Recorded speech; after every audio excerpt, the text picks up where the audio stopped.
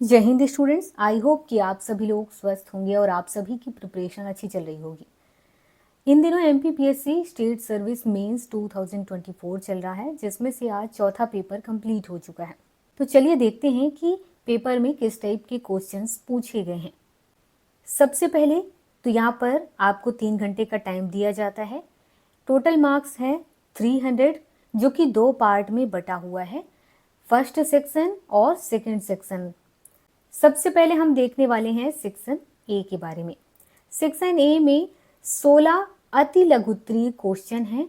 सबके आंसर आपको 20 वर्ड्स में करना है। सभी क्वेश्चन कंपलसरी है और हर क्वेश्चन 2-2 नंबर के हैं। क्वेश्चन 1.1 है, भारतीय परंपरा में परार्थ नुमान के 5 अवयव बताइए। 1.2 है, चारवाक के अनुसार प्रत्यक्ष को परिभाषित कीजिए। क्वेश्चन 1.3 है, बौद्ध दर्शन में अष्टांगिक मार्ग के नाम लिखिए। 1.4 है, आचार्य शंकर के अनुसार मुक्ति के प्रकार लिखिए। 1.5 है, प्लेटो के अनुसार सद्गुणों के नाम क्या हैं। 1.6 चरित्र की परिभाषा दीजिए। 1.7 गीता में स्वधर्म क्या है। 1.8 है, राष्ट्र की अवधारणा क्या है। 1.9 है, फुट इन द डोर तकनीक बताइए। 1.10 है, पूर्वाग्रह को कम करने के तरीके क्या हैं। 1.11 अभिक्षमता और बुद्धि परीक्षणों में अंतर बताइए। 1.12 है, संवेगात्मक बुद्धि का मूल उद्देश्य क्या है। 1.13 है, नैतिक सद्गुण से आप क्या समझते हैं। 1.14 है, व्हील्स ब्लोअर कौन होते हैं। 1.15 मूल्य को परिभाषित कीजिए। 1.16 है, कार्य नैतिकता क्या है। इसके बाद सेकेंड टाइप का क्वेश्चन है, जिसमें 8 लघुत्तरीय क्वेश्चन है। हर क्वेश्चन का आंसर 60 वर्ड में करना है। हर क्वेश्चन कंपलसरी है। हर क्वेश्चन 7-7 नंबर के हैं। तो यहाँ पर 2.1 है, सावित्रीबाई फुले द्वारा किए गए महिला सशक्तिकरण के कार्यों का परिचय दीजिए। 2.2 है, स्वामी विवेकानंद के अनुसार सार्वभौम धर्म की अवधारणा को लिखिए। 2.3 है, राष्ट्रहित उसकी सुरक्षा में ही अंतर्निहित है, इस कथन की विवेचना कीजिए। 2.4 गांधी जी के अनुसार अहिंसा की अवधारणा लिखिए। 2.5 क्या बुद्धिलब्धि और संवेगात्मक बुद्धि के बीच में कोई संबंध है, समझाइए। 2.6 है, अवसाद के लक्षण बताइए। 2.7 है, प्रशासन में लोक सेवकों की नैतिक दुविधा को समझाइए। 2.8 है, अब्राहम ए मास्लो के मानवीय आवश्यकता के सिद्धांत का मूल्यांकन कीजिए। क्वेश्चन 3 है, इस क्वेश्चन में 4 दीर्घोत्तरीय क्वेश्चन है। हर क्वेश्चन के आंसर आपको 200 शब्द में करना है। हर क्वेश्चन कंपलसरी है और यहाँ पर हर एक क्वेश्चन 11-11 नंबर के हैं। क्वेश्चन 3.1 है, सद्गुण ज्ञान है, सुकारात के अनुसार विवेचना कीजिए। इसके अथवा में स्वामी दयानंद सरस्वती के सामाजिक दर्शन को समझाइए। 3.2 है, शक्ति क्या है, इसके विभिन्न तत्व कौन से हैं। इसके अथवा में प्रशासन में गीता का कर्म सिद्धांत कहाँ तक सहायक है। 3.3 है, वे कौन से कारक हैं जिन पर मनोवृत्ति परिवर्तन निर्भर करता है। इसके अथवा में व्यवहार चिकित्सा के सिद्धांत विस्तार पूर्वक लिखिए। इसके अथवा में संयुक्त राष्ट्र भ्रष्टाचार विरोधी प्रसंविदा के प्रावधानों का मूल्यांकन कीजिए। 3.4 है, अभिप्रेरणा से आप क्या समझते हैं, आंतरिक एवं बाह्य अभिप्रेरणा के मध्य अंतर को समझाइए। इसके बाद चौथे टाइप का क्वेश्चन है, जिसमें एक केस स्टडी है और 6 क्वेश्चन है। सबके आंसर 30 वर्ड्स में करना है, मतलब कि हर क्वेश्चन के आंसर 30-30 वर्ड में करना है। सभी क्वेश्चन कंपलसरी है और हर क्वेश्चन 3-3 नंबर के हैं। चलिए केस देखते हैं। मनोचिकित्सा एक ऐसा उपचार है जो मानसिक और भावनात्मक विकारों का इलाज करने के लिए मनोवैज्ञानिक तकनीकों का उपयोग करता है। इसका उद्देश्य संघर्षों और समस्याओं पर संवाद को प्रोत्साहित करना होता है, ताकि व्यक्तित्व विकास और व्यवहार में बदलाव किया जा सके। यह आमतौर पर एक लंबी अवधि का उपचार होता है, जो पुरानी शारीरिक और भावनात्मक समस्याओं की गहराई से समझ पर ध्यान केंद्रित करता है। मनोचिकित्सा का ध्यान विशिष्ट समस्याओं पर नहीं बल्कि मरीज की सोच, प्रक्रियाओं और उनके दुनिया में होने के तरीके पर होता है।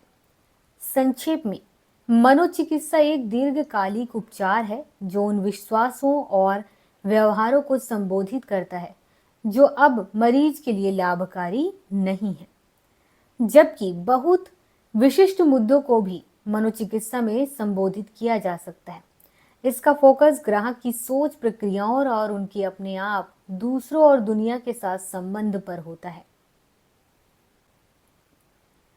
मनोचिकित्सा और परामर्श दोनों ही सहायक होते हैं और वे एक दूसरे के पूरक होते हैं। किसी भी दृष्टिकोण को अपनाया जाए, मनोचिकित्सा और परामर्श के बीच भिन्नताएं हैं। हालांकि इन शब्दों का परस्पर उपयोग सामान्यतः विवाद या भ्रम को जन्म नहीं देता है।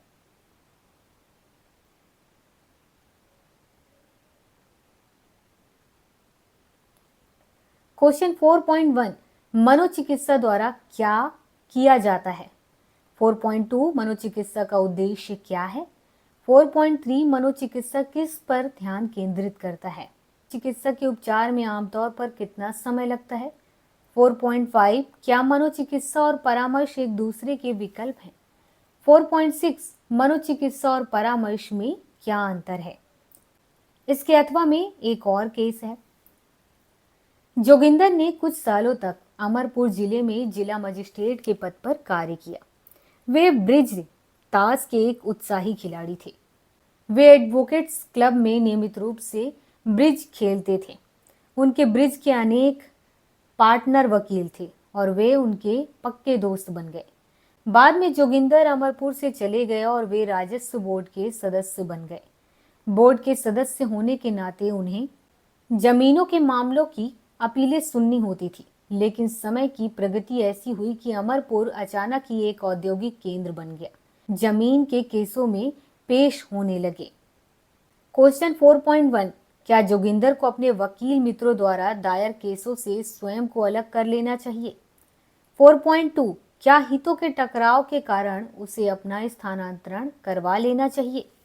4.3 क्या उसे केस सुन लेना चाहिए और ईमानदार बना रहना चाहिए। 4.4 क्या उसे अपने मित्रों का पक्ष लेना चाहिए। 4.5 क्या उसे मेरिट के आधार पर निर्णय देना चाहिए। 4.6 क्या जोगिंदर को अपने मित्रों का सहयोग करना चाहिए। इसके बाद है सेक्शन बी, जिसमें फर्स्ट टाइप के क्वेश्चन में 16 टाइप के अति लघु उत्तरीय क्वेश्चन है। आंसर 20 शब्द में करना है। सभी क्वेश्चन कंपलसरी हैं और हर क्वेश्चन 2-2 नंबर के हैं। क्वेश्चन 1.1 उद्यमिता को परिभाषित कीजिए। 1.2 उद्यम में सृजनशीलता को परिभाषित कीजिए। 1.3 अंतर्वैयक्तिक प्रबंधकीय कौशल को समझाइए। 1.4 मेक इन इंडिया कार्यक्रम की पहल क्यों की गई। 1.5 बिन पत्रक का अर्थ लिखिए। 1.6 कार्यात्मक नियोजन से क्या आशय है। 1.7 ऊर्ध्वाधर संघर्ष से आपका क्या आशय है। 1.8 ब्रांड से क्या आशय है। 1.9 मानव संसाधन प्रबंधन का अर्थ लिखिए। 1.10 तनाव से आप क्या समझते हैं। 1.11 बातचीत से क्या आशय है। 1.12 सूखे का प्राथमिक कारण लिखिए। 1.13 व्यक्तित्व को परिभाषित कीजिए। 1.14 सफलता का अर्थ लिखिए। 1.15 मानवीय मूल्य और उसका महत्व लिखिए। 1.16 खाद्य अपमिश्रण मिलावट क्या है। इसके बाद दूसरा क्वेश्चन है जिसमें 8 लघु उत्तरीय क्वेश्चन है। सबके आंसर 60 वर्ड में करना है, मतलब 60 वर्ड लिमिट में करना है। हर क्वेश्चन कंपलसरी है और हर क्वेश्चन 7-7 नंबर के हैं। और 2.1 है विचार सृजन की समस्या वस्तु सूची विश्लेषण तकनीक के अंतर्गत गार्डन पद्धति को समझाइए। 2.2 है बौद्धिक संपदा अधिकारों को समझाइए। 2.3 है क्रय प्रक्रिया में कौन से चरण निहित होते हैं। 2.4 है सहयोग से समन्वय किस प्रकार भिन्न होता है। 2.5 है योग्यता आधारित कार्य विश्लेषण को समझाइए। 2.6 है समझाइए कि कैसे गरीबी तथा आपदा का जोखिम जुड़े हुए हैं। 2.7 शासकीय योजनाओं के क्रियान्वयन में क्या चुनौतियां आती हैं तथा समीक्षा और निगरानी प्रणाली इन मुद्दों को कैसे हल कर सकती है। 2.8 है, समाज के लिए नागरिक बोध क्यों महत्वपूर्ण है तथा इसकी कमी से भारत में सार्वजनिक स्थानों और सामाजिक व्यवहार पर क्या नकारात्मक प्रभाव पड़ सकता है।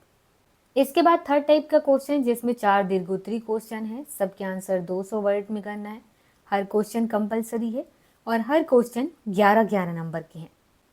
क्वेश्चन 3.1 है, स्वतंत्रता प्राप्ति के पश्चात भारत में उद्यमिता के धीमे विकास के कारणों का उल्लेख कीजिए। इसके अथवा में भारत में महिला उद्यमियों से संबंधित प्रमुख चुनौतियां या समस्याएं कौन सी हैं। क्वेश्चन 3.2 प्रबंध तथा प्रशासन के बीच अंतर की व्याख्या कीजिए। इसके अथवा में कार्यात्मक संगठन ढांचे के अर्थ, लाभों एवं दोषों की व्याख्या कीजिए। 3.3 है, वित्तीय प्रशासन के क्षेत्र की व्याख्या कीजिए। इसके अथवा में प्रशिक्षण और विकास किसी संस्थान को कैसे प्रतिस्पर्धात्मक लाभ प्रदान करते हैं, समझाइए। 3.4 है, व्यक्तित्व विकास को प्रभावित करने वाले प्रमुख कारक क्या हैं तथा ये कारक व्यक्तियों पर अपने प्रभाव में कैसे भिन्न होते हैं। इसके अथवा में व्यक्तिगत रूप से असफलता के डर को कैसे दूर किया जा सकता है। इसके बाद चौथा क्वेश्चन है जिसमें एक केस स्टडी है। 6 क्वेश्चन है, हर क्वेश्चन का आंसर 30 वर्ड लिमिट में करना है। हर क्वेश्चन कंपलसरी है और हर क्वेश्चन 3-3 नंबर के हैं। केस स्टडी देखते हैं। उत्पाद के संबंध में किसी भी विपणनकर्ता को जो सर्वाधिक महत्वपूर्ण निर्णय लेना होता है वह ब्रांड के संबंध में होता है। उसे यह निर्णय लेना होता है कि फर्म के उत्पादों का विपणन किसी ब्रांड के नाम से किया जाए या फिर सामान्य नाम से किया जाए। उदाहरण के लिए एक पुस्तक, घड़ी, टायर, कैमरा, नहाने का साबुन आदि। हम जानते हैं कैमरा एक लेंस होता है जिसके चारों ओर प्लास्टिक अथवा स्टील का फ्रेम होता है तथा इसके साथ अन्य विशेषताएं जैसे कि फ्लैश गन होती है। इसी प्रकार से एक पुस्तक कुछ कागजों का बंडल होती है जिसका परिबंधन कर दिया गया है। इस पर किसी विषय विशेष के संबंध में उपयोगी सूचना छुपी हुई होती है। ये सभी वस्तु के लाक्षणिक नाम जैसे कैमरा अथवा पुस्तक से पुकारी जाती है। यदि उत्पादों को उनके लाक्षणिक नाम से बेचा जाता है तो विपणनकर्ताओं को अपने प्रतियोगियों के उत्पादों से अंतर करना कठिन हो जाता है। इसीलिए अधिकांश विपणनकर्ता अपने उत्पादों को कोई खास नाम दे देते हैं जिससे कि उनके उत्पादों को अलग से पहचाना जा सकता है तथा प्रतियोगी उत्पादों से भी उनका अंतर किया जा सकता है। किसी उत्पाद को नाम, चिन्ह अथवा कोई प्रतीक आदि देने की प्रक्रिया को ब्रांडिंग कहते हैं। 4.1 ब्रांड किसे कहते हैं, स्पष्ट करें। 4.2 एक अच्छे ब्रांड की विशेषताएं बताइए। 4.3 ब्रांड मूल्य को समझाइए। 4.4 है, ब्रांड नाम और ब्रांड चिन्ह सिंबल में अंतर स्पष्ट कीजिए।